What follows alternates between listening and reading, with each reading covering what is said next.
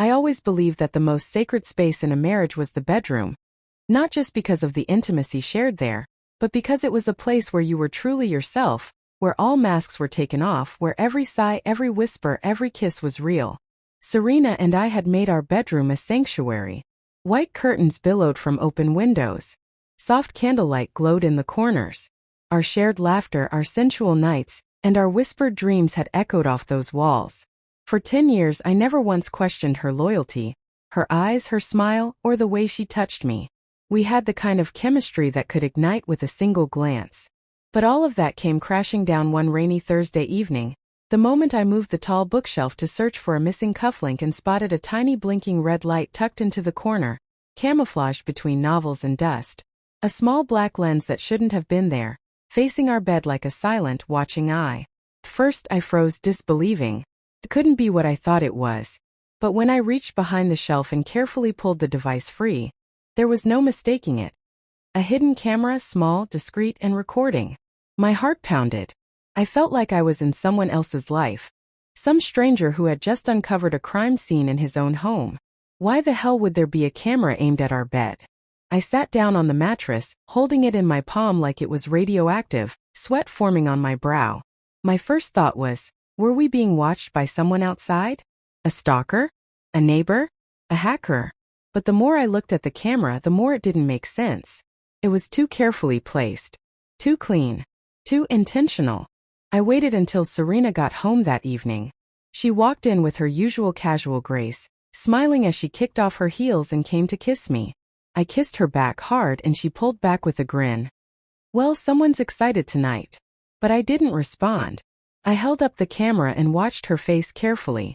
For a split second, no more than a blink, something flashed in her eyes, panic. But she recovered quickly. "Oh, that," she said with a light laugh, brushing her hair behind her ear. "It's just for safety. I got nervous after hearing about those break-ins a few streets down. I should have told you, babe. I'm sorry. For safety." I repeated, my voice cold. "Yeah, I mean, what if someone broke in while we were asleep? It was just a precaution." She smiled. Too sweet. Too fake. I'd seen her lie before. About a late night out with the girls that turned out to be a solo wine session at home. About buying new shoes and hiding the receipt, harmless things. But this was different. This was deeper. And that blink. That flicker of fear. So I played along. I nodded, returned her smile, and even made love to her that night. Slower than usual, more passionately than usual. While inside I was breaking. I copied the footage from the camera onto a hard drive that night when she fell asleep. I watched through hours of recordings, fast-forwarding through boring moments, fights, lovemaking, and then I hit pause. Because on one recording dated 3 days ago, the same night she said she had a work emergency, I saw something that made my stomach drop. A man. A man in my bed. Not me. Not our friend. Not someone I knew. Serena was naked, on her knees, moaning his name, Jared. I saw her arch her back, I heard her laugh. I saw them make love in the exact same spot we had shared 100 intimate nights. Her body was alive in a way I hadn't seen in months. And then, as if to stab me even deeper, I saw her lean in and kiss him gently. Not lustfully, but lovingly. That was when I stopped the video. I didn't sleep that night. I didn't cry either. I sat in the kitchen until morning with my mind racing. I remembered every time she said she was tired. Every time she turned her back to me in bed.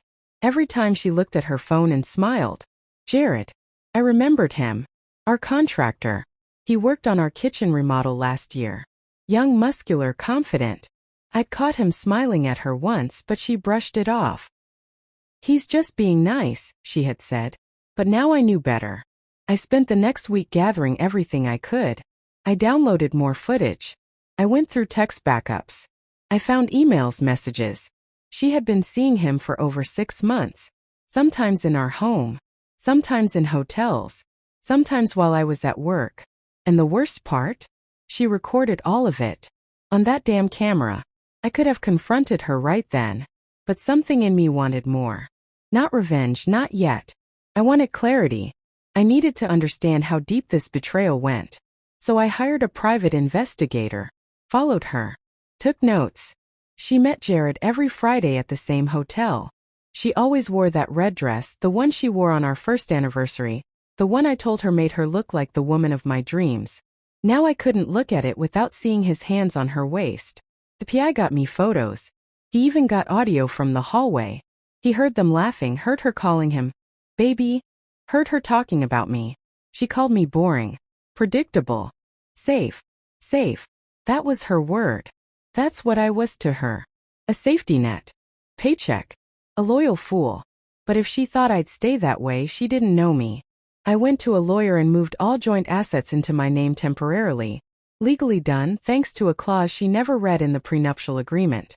I changed the beneficiary on my life insurance. Froze our joint account. Then I set up a trap. I planned a surprise weekend for our anniversary. Booked a luxury hotel suite. The same one she used for her trysts without telling her. I even texted Jared from a burner phone pretending to be Serena saying, "Meet me Saturday 9 p.m. Same room. I want to surprise him together." She and I arrived at the hotel that Saturday, dressed up, smiles painted on. She didn't suspect a thing.